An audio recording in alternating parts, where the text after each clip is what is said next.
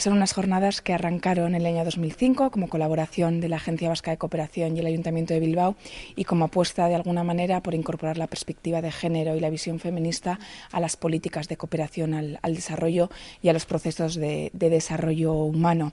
Hemos intentado a lo largo de los años unir en estos encuentros al tejido social que gira en torno a la cooperación internacional, asociaciones de mujeres y movimiento feminista, y este año también hemos querido incorporar la perspectiva de la ecología.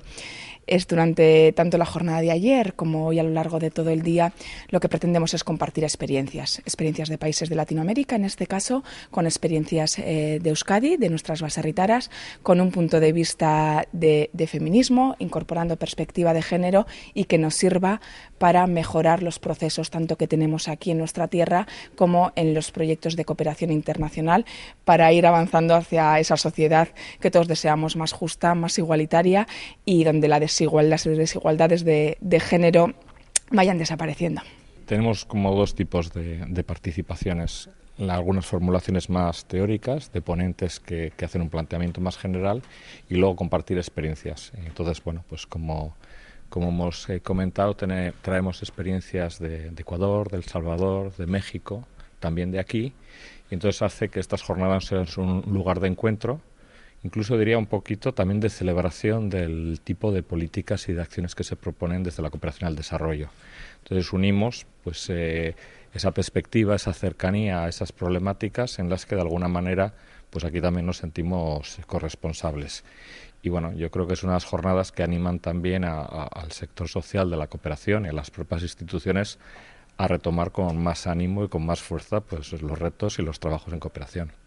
Jardunaldi hauek 2005 urtean hasi ziren antolatzen Eusko Jaurlaritzak eta Bilboko Udalaren elkarlanari esker. Jardunaldi hauetan gura izan duguna da alde batetik genero ikuspuntua sartzea kooperazio internazionaleko prozesuei eta gune bat sortzea gizarte erakundeekin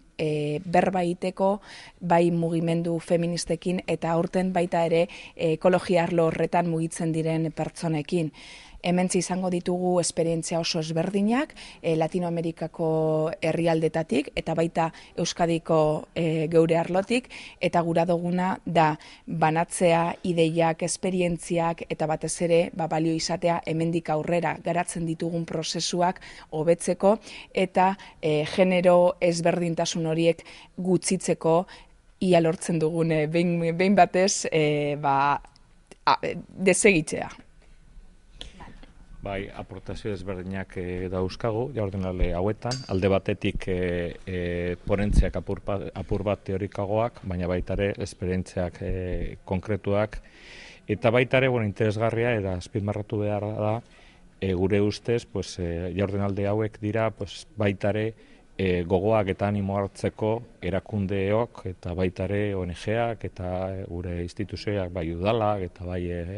agentziak eta Eusko Jaurlaritzak gure lana garapenaren alde baita ere gogoz eta aurrera joateko gure lanean eta ikusteko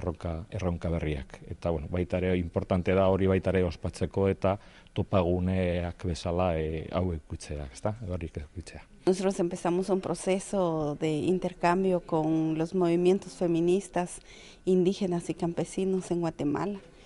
y hemos llevado ya 2 años como de ese conocernos entre nosotros, pero nos damos cuenta de que cómo los movimientos feministas han aportado a los movimientos indígenas y campesinos en el proceso de la defensa de la vida, ¿verdad? Visto en un sentido amplio, en la defensa de la vida que incluye la biodiversidad, los ríos, la vida de las personas, de las plantas, de los animales. Entonces, como ese sistema de vida es integral, ¿verdad? Y asimismo, nosotros hemos aportado al movimiento feminista desde la cosmovisión maya, cómo vemos nosotros la vida. Entonces hemos llevado un proceso para nosotros bastante que nos ha fortalecido a cada una de las organizaciones que hemos estado en este proceso, porque el movimiento feminista nos ha aportado nuevos conceptos nuevos procesos que hemos impulsado en las comunidades, y creo que ahí vamos viendo cómo sin hablar del feminismo, vamos viendo a las personas como individuales, pero a la vez en lo colectivo, y eso nos fortalece a ver la vida. O sea, podemos vivir una violencia de una empresa que se quiere imponer en nuestros territorios, como podemos ver la violencia que sufre la mujer en el hogar o en la comunidad. Entonces hemos logrado visibilizar la violencia particular, digamos, hasta lo colectivo. Entonces es un proceso muy bonito, y que ha sido con el apoyo de gobierno vasco que se ha llevado este proceso en Guatemala en favor de la vida, ¿verdad? De la vida de las personas, de nuestro planeta en sí, que está en un momento de crisis también, ¿verdad? Ya vemos todos los efectos del cambio climático en la actualidad, y que muchos fenómenos que estamos viendo, que les llamamos naturales, pero que no son naturales por la alteración que se está haciendo al planeta. Bueno, la Agenda Azul de las Mujeres es un proyecto mexicano, ¿no?, que lo hemos impulsado en la Red de Género y Medio Ambiente, y consiste en un proceso primero de diagnóstico, cuáles son los problemas de género y agua en diferentes territorios, tanto urbano como rural, y a partir de hacer un proceso de diagnóstico participativo es que de ahí se formularon propuestas para política pública. Un ejemplo sería en un bloque temático de agua para consumo doméstico y saneamiento, es que la cobertura de agua es engañosa. ¿Y a qué me refiero con engañosa? Es que los datos oficiales te refieren 98% de cobertura, pero cuando una ve la calidad del servicio, resulta que no es ni de calidad, ni está disponible todo el tiempo, ni tiene buen funcionamiento. Y entonces decimos, ese 98% de la cobertura se reduce casi al 50%, porque no está hecha desde una visión de derecho humano al agua, sino desde lo técnico. ¿Y cuál sería la propuesta? Que la formulación para dotar de servicio de agua tendría que ser desde el enfoque de género y desde el enfoque de derechos humanos. Otra cosa que hemos encontrado a partir de este proceso participativo es que para la Red de Género y Medio Ambiente es muy importante incidir en política pública, así como la formación de sujetas sociales y su fortalecimiento es también la incidencia. Entonces es algo que nosotros le llamamos la pinza para la incidencia, porque por un lado trabajamos con comunidades,